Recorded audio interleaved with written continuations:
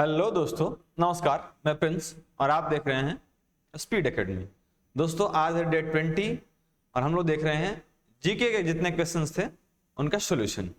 चलिए चलते हैं अपने पहले प्रश्न की ओर। इंडिया डिवाइडेड नामक पुस्तक किसने लिखी है? देखिए, इंडिया डिवाइडेड नामक पुस्तक जो है वो लिखा है डॉक्टर राजेंद्र प्रसाद ने। डॉक्टर राजेंद्र प्रसाद ने लिखा है। ठीक है, आपको बताना होगा कि लाला लाजपत राय, मौलाना अबुल कलाम और महात्मा गांधी ने कौन कौन सी पुस्तकें लिखी हैं, खास करके जिसमें इंडिया वर्ड आता हो। ठीक है, सबने लिखी है लेकिन उसमें इंडिया वर्ड आता हो, इस तरह की पुस्तकें किसने किसने कौन कौन सी लिखी है, आप हमें कमेंट सेक्शन में बताएंगे। बढ़ते हैं अगले प्रश्न की ओर। अगला प्रश्न जो है ये कह रहा है कि राज्यसभा में सदस्य बनने के लिए न्यूनतम आयु क्या होनी चाहिए? देखिए, राज्यसभा और विधान परिषद, ध्यान रखिएगा, राज्यसभा और विधान परिषद इन दोनों के लिए उम्र चाहिए 30 वर्ष। लोकसभा और विधानसभा इन दोनों के लिए उम्र चाहिए 25 वर्ष। राष्ट्रपति और उपराष्ट्रपति ये दोनों बनने के लिए उम्र चाहिए 35 वर्ष। और आप गांव में यदि चुनाव लड़ते हैं मुखिया दुखिया वगैरह का, उम्र चाहिए 21 वर्ष। ये सारा कुछ आपको मालूम होना चाहिए। सामान्य तौर पर जब एक विद्युत संवाहक में तापमान की वृद्धि होती है तो इसका क्या प्रतिरोध होता है? देखिए, जैसे जैसे किसी मान लो चालक मतलब तार, किसी तार में हम विद्युत का प्रवाह कर रहे हैं, तो जैसे जैसे उस तार का तापमान बढ़ेगा वैसे वैसे उसके अंदर प्रतिरोध भी बढ़ते जाएगा। ठीक है, जैसे जैसे उसकी लंबाई बढ़ेगी उसका प्रतिरोध बढ़ेगा, जैसे जैसे उसमें तापमान बढ़ेगा प्रतिरोध बढ़ेगा, जैसे जैसे मटेरियल आप लेंगे जिसमें रेसिस्टिविटी अधिक होगी तो उसका प्रतिरोध बढ़ेगा। इन सब चीजों पे डिपेंड करता है प्रतिरोध। बढ़ते हैं अगले प्रश्न की ओर और अगला प्रश्न आपके सामने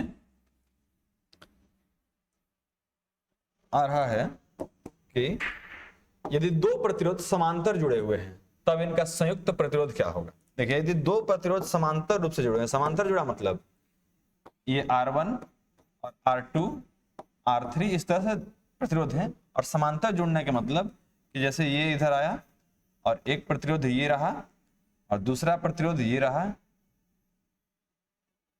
और तीसरा प्रतिरोध भी यदि है तो वो ऐसे करके जुड़ा हुआ है। ठीक है, इसको बोलते हैं समांतर जुड़ना। और सीरीज में जुड़ने का मतलब होता है कि एक ये, फिर दूसरा ये, फिर तीसरा ये, फिर चौथा ये, इस तरह को है समांतर जुड़ना।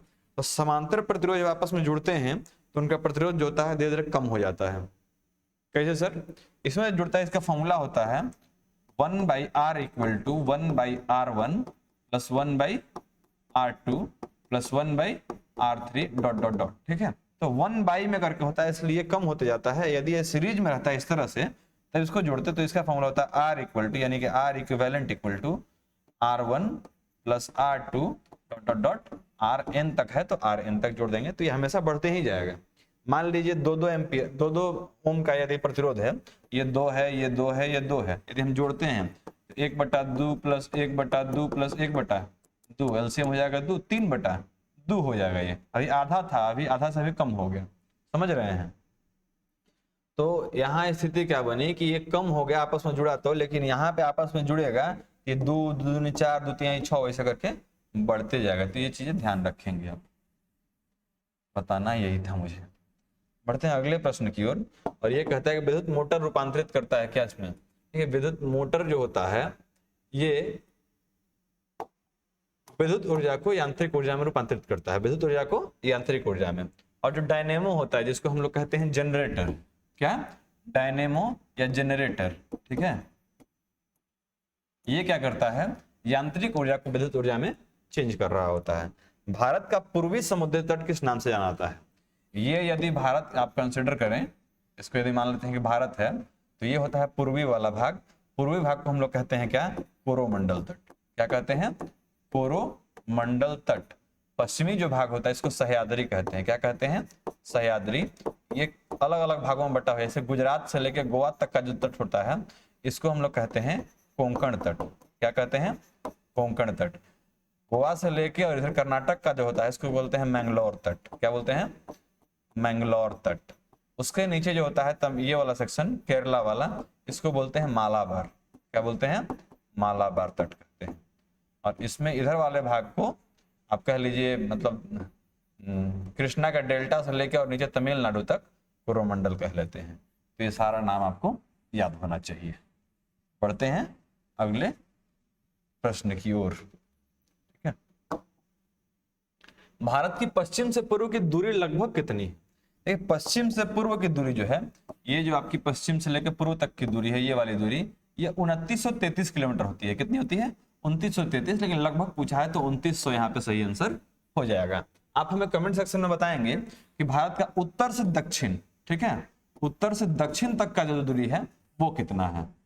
पूर्व से पश्चिम हमने बताया अभी लगभग 2933 है, और यहाँ 2900 दिया हुआ तो लगभग में सही हो जाएगा, लेकिन आप बताएंगे पूर्व से पश्चिम कितना है।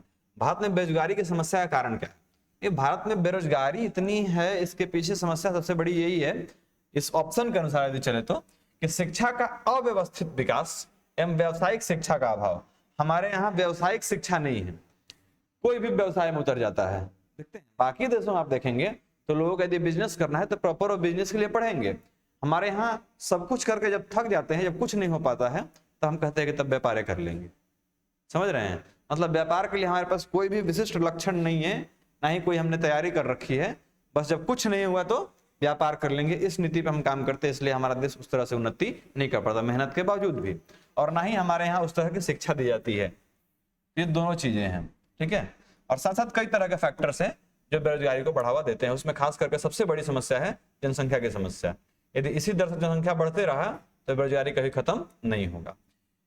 किस घटक ने भारत की विदेशी मुद्रा भंडार की वृद्धि में प्रमुख योगदान दिया है? देखिए, रुपए का अवमूल्यन, प्रत्यक्ष एवं अप्रत्यक्ष विदेशी निवेश, रुपए की पूर्ण परिवर्तनीयता, ये तीनों फैक्टर जो है ना, ये हमारे देश में विदेशी मुद्रा भंडार के जो वृद्धि हुआ है उसमें तीनों ने महत्वपूर्ण भूमिका निभाया है। तो उपयुक्त सभी आंसर हो जाएगा।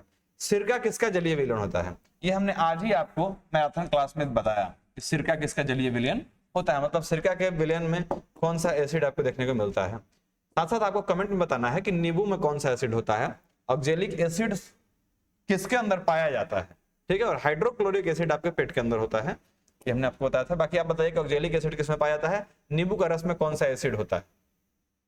महात्मा गांधी ने अपने राजनीतिक गुरु के रूप में किसको उल्लेखित किया था?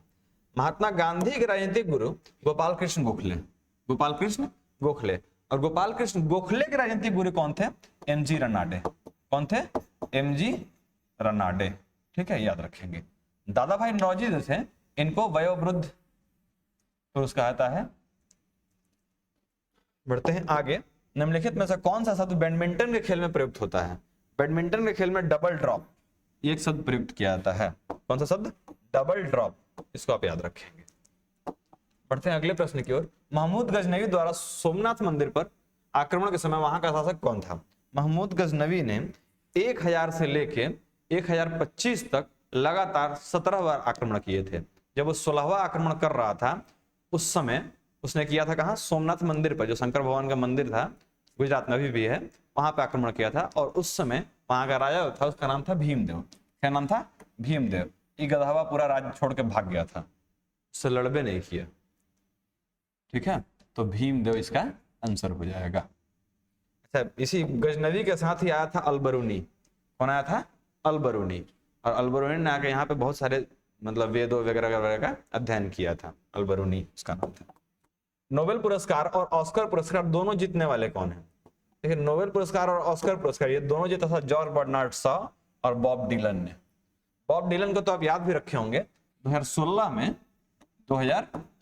में ही इसे साहित्य के क्षेत्र में नोबेल पुरस्कार दिया गया था, ठीक है। तो ये बॉब डिलन और साथ साथ जॉर्ज बर्नार्ड शॉ, ये दोनों नाम आप याद रखेंगे। इन दोनों को मिला है ऑस्कर पुरस्कार भी और साथ साथ नोबेल पुरस्कार भी, ठीक है। दोनों को साहित्य के क्षेत्र में मिला है, यही बात आप ध्यान रखेंगे। वर्ल्ट डिज्नी का आप नाम याद रखे होंगे। जितने भी कार्टून्स आप देखते हैं वो वर्ल्ट डिज्नी का ही इसका शुरुआत किया हुआ है, ऐसा मान सकते हैं, ठीक है। तो डिज्नी हॉटस्टार आप नाम सुने हैं, तो इन्हीं के नाम पर रखा गया है।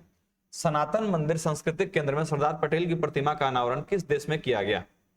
ये किया गया कनाडा में। यहाँ पे किया गया? कनाडा में किया गया है। अगला प्रश्न है, किस राज्य ने पर्यटन के लिए बीच विजिलेंस ऐप जो है वो लॉन्च किया है? तो बीच विजिलेंस ऐप लॉन्च करने वाला एक राज्य है जिसका नाम है गोवा। गोवा अपने आप में टेक्निकली काफी मजबूत है, ठीक है। तो गोवा ने बीच विजिल ऐप लॉन्च किया है। वर्ष 2022 से किस राज्य ने कृषि बजट पेश करने की घोषणा की है? तो यह घोषणा किया है राजस्थान ने। राजस्थान ने कृषि बजट पेश करने की घोषणा की है। कब से? 2022 से। बढ़ते हैं आज के अगले प्रश्न की ओर।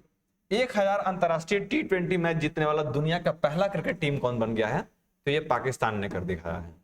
ठीक है, पाकिस्तान 100 अंतरराष्ट्रीय T20 मैच जीतने वाला दुनिया का पहला टीम हो गया है।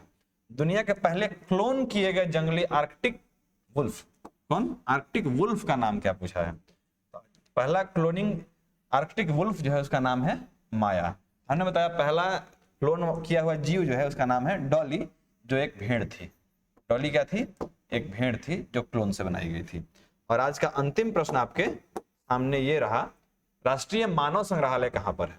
तो आपको राष्ट्रीय मानव संग्रहालय जो है ये भोपाल में देखने को मिल जाएगा। कहां देखने को मिलेगा? इंदिरा गांधी राष्ट्रीय मानव संग्रहालय इसका नाम है, और ये आपको मिलेगा भोपाल। ठीक है, तो इस हिसाब से हमने आज के जीके की वीडियो को खत्म किया है। मिलते हैं अगले वीडियो में, तब तक के लिए जय हिंद।